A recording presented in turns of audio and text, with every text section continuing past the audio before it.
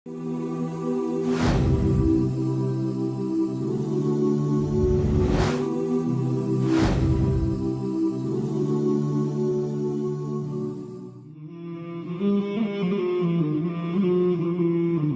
کے ساتھیوں نے بتایا اور ہم تک یہ معلومات پہنچائیں۔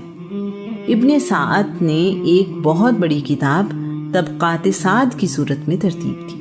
اس میں صرف رسول اللہ کی زندگی کے بارے میں ہی نہیں بلکہ آپ کے ساتھیوں کے بارے میں بھی ہمیں معلومات ملتی ہیں۔ عنوان: بزم کونین پہلے سجائی گئی۔ اللہ کریم نے جب دنیا بسانے کا ارادہ کیا تو آدم علیہ السلام کو پیدا کیا۔ اللہ کریم نے آدم کو ایک مٹھی خاک سے پیدا کیا جو تمام روئے زمین سے لی گئی۔ یہی وجہ ہے کہ انسانوں میں سفید بھی ہیں اور سیاہ بھی۔ اللہ کریم نے آدم کو اپنے ہاتھوں سے بنایا۔ آدم کو علم الاسماء عطا کیا۔ فرشتوں کے سامنے آدم کو پیش کیا اور کہا، میں زمین میں اپنا خلیفہ مقرر کرنے والا ہوں۔ فرشتوں نے کہا، یہ زمین پر فساد پھیلائے گا اور خون بہائے گا، ہم تیری تعریف کرتے ہیں اور پاکی بیان کرتے ہیں۔ اللہ کریم نے فرمایا، میں وہ جانتا ہوں جو تم نہیں جانتے، اور فرشتوں سے سوال کیا، ان چیزوں کے نام بتاؤ۔ وہ جواب نہ دے پائے۔ پھر وہی سوال آدم سے کیا تو انہوں نے تمام چیزوں کے نام بتا دیے۔ فرشتے کہنے لگے، ہمارے رب، تو ہم سے بہتر جانتا ہے۔ فرشتوں کو حکم دیا گیا کہ وہ آدم کو سجدہ کریں۔ سب فرشتوں نے آدم کو سجدہ کیا سوائے ابلیس کے۔ ابلیس نے سجدہ کرنے سے انکار کر دیا اور تکبر کیا۔ اللہ کریم نے ابلیس سے کہا، ابلیس، تجھے کس چیز نے اسے سجدہ کرنے سے روکا جسے میں نے اپنے ہاتھوں سے بنایا ہے؟ کیا تم تکبر کرتے ہو اور اپنے آپ کو بہت اعلیٰ سمجھتے ہو؟ ابلیس نے موازنہ کرتے ہوئے کہا، میں اس آدم سے بہتر ہوں، میں آگ سے بنا ہوا ہوں اور یہ آدم مٹی سے۔ اللہ کریم نے حکم دیا، تم یہاں سے نکل جاؤ، بے شک تم مردود ہو، قیامت کے دن تک میری طرف سے تم پر ملامت ہو۔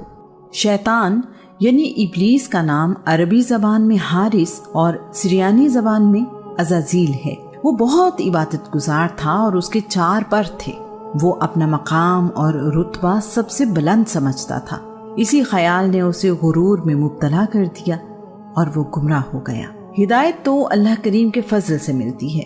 ابلیس کے معنی ہے سرکش، فسادی یعنی فساد پھیلانے والا۔ اللہ کریم کا حکم نہ ماننے کی صورت میں دھتکارا گیا۔ اس نے آدم کو سجدہ کرنے سے انکار کر دیا، پھر اس غلطی پر شرمندہ ہونے کی بجائے اپنے عمل پر فخر کرتے ہوئے کہنے لگا، اللہ کریم، مجھے اس دن تک مہلت عطا کر جس دن لوگ دوبارہ زندہ کیے جائیں گے۔ اللہ کریم نے فرمایا، تمہیں روز قیامت تک مہلت دی۔ اس پر ابلیس خوش ہوا اور دعویٰ کیا، کائنات کے مالک، تیری عزت کی قسم، میں سب لوگوں کو گمراہ کرتا رہوں گا سوائے ان بندوں کے جو نیک اور صالح ہیں۔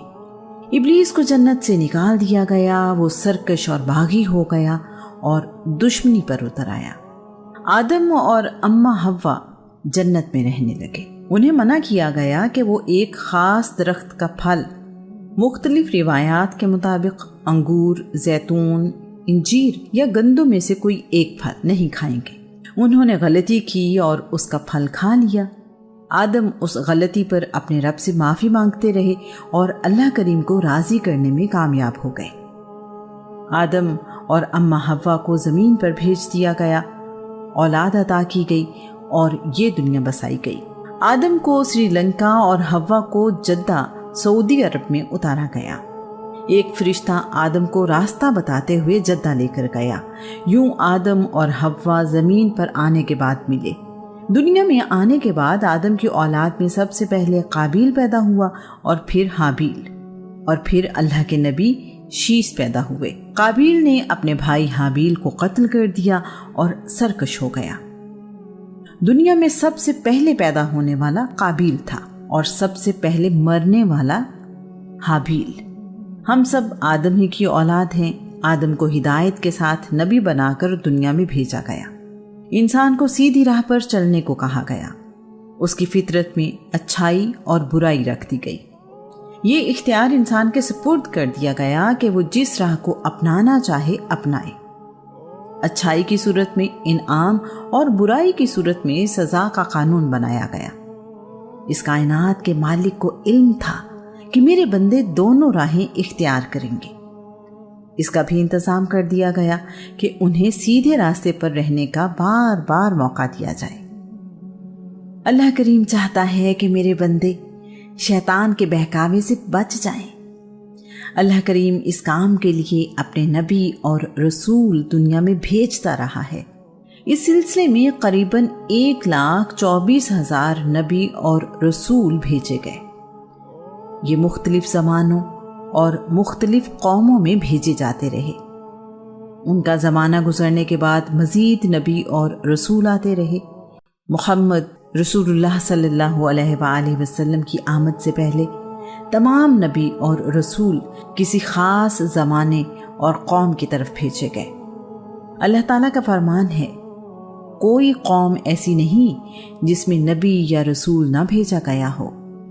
دنیا بسانے سے پہلے تمام انبیاء کی روحوں کو اکٹھا کیا گیا اور ان سے وعدہ لیا گیا، اگر تمہاری موجودگی میں دنیا میں کوئی دوسرا رسول آئے جو اس پیغام کی تائید کرتا ہو جو تم اپنے رب کی طرف سے لے کر آئے ہو تو اس کی مدد کرنا اور اس پر ایمان لانا۔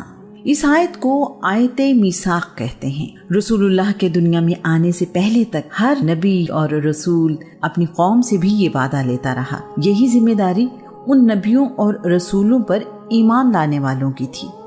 آخری رسول محمد بن عبداللہ صلی اللہ علیہ وآلہ وسلم کے آنے کے بعد دین بھی مکمل ہو گیا اور نبیوں رسولوں کی آمد کا سلسلہ بھی۔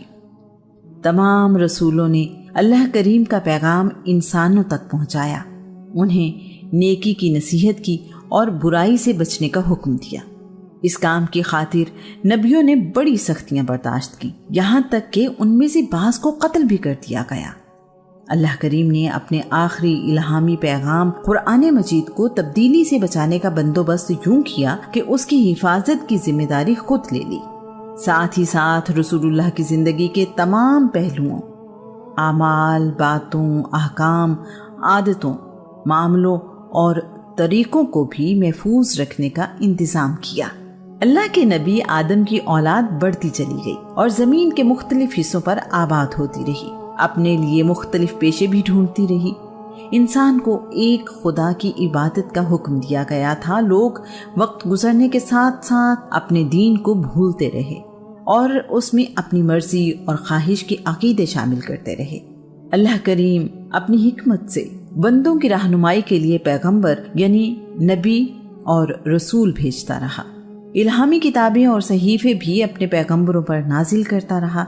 اللہ کے نبی لوگوں کی ہدایت اور رہنمائی کرتے رہے۔ آدم علیہ السلام، شیس علیہ السلام، ادریس علیہ السلام، نوح علیہ السلام، لوط علیہ السلام، داؤد علیہ السلام، سلیمان علیہ السلام، ذوالقرنین علیہ السلام، ہود علیہ السلام، خضر علیہ السلام، صالح علیہ السلام، ابراہیم علیہ السلام، اسماعیل علیہ السلام، اسحاق علیہ السلام، الیاس علیہ السلام، یسع علیہ السلام، ایوب علیہ السلام، ذوالکفل علیہ السلام، یعقوب علیہ السلام، یوسف علیہ السلام، یونس علیہ السلام، زکریہ علیہ السلام، یحییٰ علیہ السلام، شعیب علیہ السلام، موسیٰ علیہ السلام، ہارون علیہ السلام، عیسیٰ علیہ السلام اور محمد رسول اللہ صلی اللہ علیہ وآلہ وسلم کے نام